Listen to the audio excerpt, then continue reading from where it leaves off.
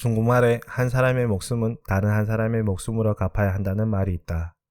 여러 명이 폭행에 가담하여 살인사건이 발생한 경우 보통 치명상을 입힌 자가 엄벌을 받는다. 하지만 이번 사건은 다르다. 결론부터 말씀드리면 2011년 10월 중국 장춘에서 발생한 고등학생 살인사건으로 인하여 가해자 측은 사형 2명, 무기징역 2명, 유기징역 16명이라는 엄청난 판결을 받게 된다. 이 사건은 한 실내 체육관 옆에 도로변에서 발생한 사건이고 목격자도 많고 증인도 많다.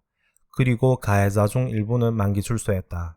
그러나 2021년 거의 10년이 지난 지금도 사건의 정확한 원인과 경과는 당사자들 외 아무도 모른다.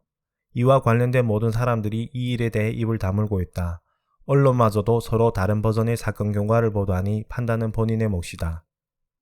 그럼 여러 버전 중 2개만 추려서 간단히 서술하겠다. 버전 1. 2011년 10월 8일 오후 베클회관이라는 실내 농구장에서 18살인 학지붕과 우천호는 처음으로 만나게 된다. 이 두 사람은 서로 다른 고등학교에 다니고 있는 고3 학생이다. 처음에는 우천호와 친구들이 농구 훈련을 하고 있었다. 그러나 농구장에 사람이 많아 공간이 부족하자 학지붕 측이 같이 하자고 제의했고 상대방은 흔쾌히 받아줬다. 그런데 농구 경기에서 학지붕과 우천호의 친구인 등씨가 부딪히면서 말다툼이 시작됐다. 처음에는 뜯어 말렸으나 싸움이 커지자 우천호도 싸움에 가담했고 학지붕은 주먹에 맞아 눈 언저리 측이 찢어져 피가 났다. 이에 화가 난 학지붕은 부모한테 연락했고 얼마 지나지 않아 벤츠 S클래스 한 대가 도착했다. 우천호가 먼저 사과했고 병원에 가서 치료할 것을 제의했으나 학지붕의 부모는 아무런 반응도 없었다. 우천호는 그럼 경찰서에서 처리하는 것이 어떻겠냐고 물었으나 학지붕의 부모는 별일 아니라며 합의 보자고 하면서 시간을 끌었다. 이때 조폭 40여 명이 일명 칸도라는 긴 칼을 들고 나타났다. 우천호의 친구인 왕씨는 이 광경에 놀라 도망치라고 소리 질렀지만 정작 본인은 다리에 힘이 풀려 한 발자국도 움직이지 못했다. 학지붕 부자는 우천호의 친구들은 무시한 채 달아나려고 하는 우천호만 붙잡았고 조폭들이 난도질을 했다. 두 손이 절단되고 나서야 멈췄는데 병원에서 사망했다. 버전 2. 농구장의 공간이 부족하자 우천호 측이 먼저 학지붕 측에게 같이 하자고 제의했고 처음에는 거절당했다. 참고로 우천호는 농구 지망생이고 키가 187cm다. 그의 친구들도 한덩치하지만 학지붕 측은 평범한 학생들이었다.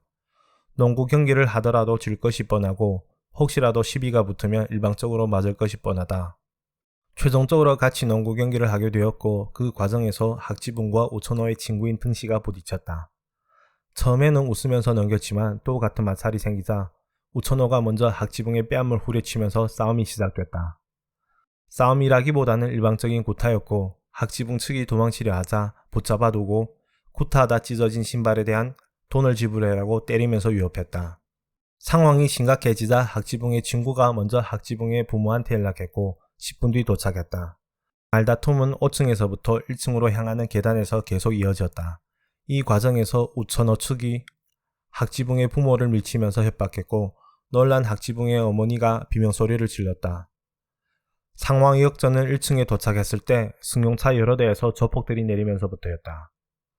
조폭 중 한 명이 누님 어떻게 처리할까요? 하고 물었다. 학지붕의 어머니가 돈을 많이 준비했으니 베어버려라고 지시를 내렸다. 우천호 측은 조폭들이 든 칼과 쇠파이프가 무서워 도망쳤으나 우천호는 붙잡혔다. 불과 몇 분 사이에 폭행이 끝났으나 우천호는 중상을 입었다. 머리에 칼자국 2군데는 두개골까지 닿았고 왼쪽 손목은 4분의 3 정도가 절단되어 손이 겨우 붙어 있었다. 10월 9일 오전 6시 우천호의 손목 수술은 성공적이었으나 반시간 뒤 피를 토하기 시작했다. 오전 10시쯤 우천호는 이대로 세상을 떠났다.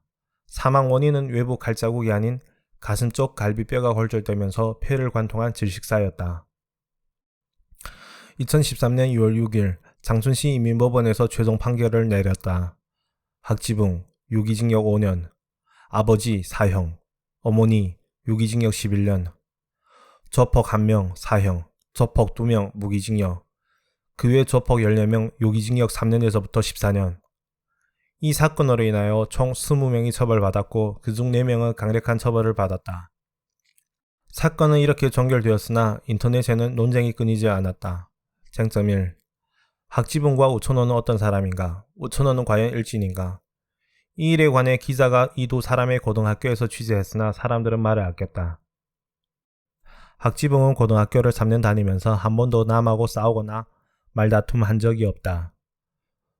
우천호는 성격이 외향적이고 의리가 있으나 착한 학생이다. 고등학생이 의리가 있다는 것에 대한 정확한 해석은 없었다. 쟁점이 학지붕의 부모와 우천호의 부모는 어떤 사람들인가? 학지붕의 부모는 탕광을 갖고 있는 엄청난 재벌이다.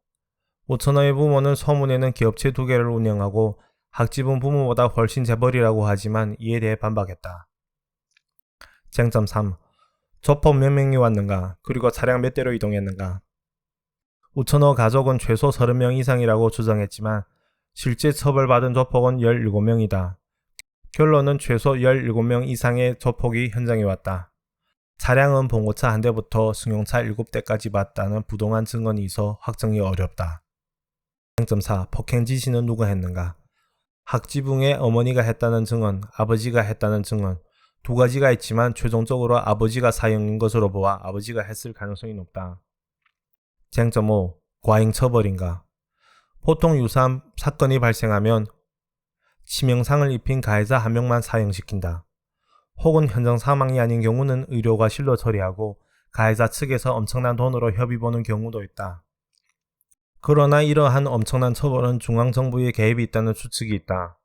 원인은 이 사건이 인터넷에 급속히 퍼지면서 많은 사람들의 관심을 받았고 유사한 범죄를 방지하고 민심을 안정시킨다는 의미에서 강력 처벌을 했다는 추측이다. 쟁점 6. 학지붕의 아버지는 사형당했는가? 사형에서 무기징역, 무기징역에서 유기징역 23년으로 감형받았다는 소문이 있지만 관련 근거 자료는 없다. 많은 사람들의 생각은 아마 비슷할 것이다. 원인과 경과는 그다지 중요하지 않고 결과가 중요하다.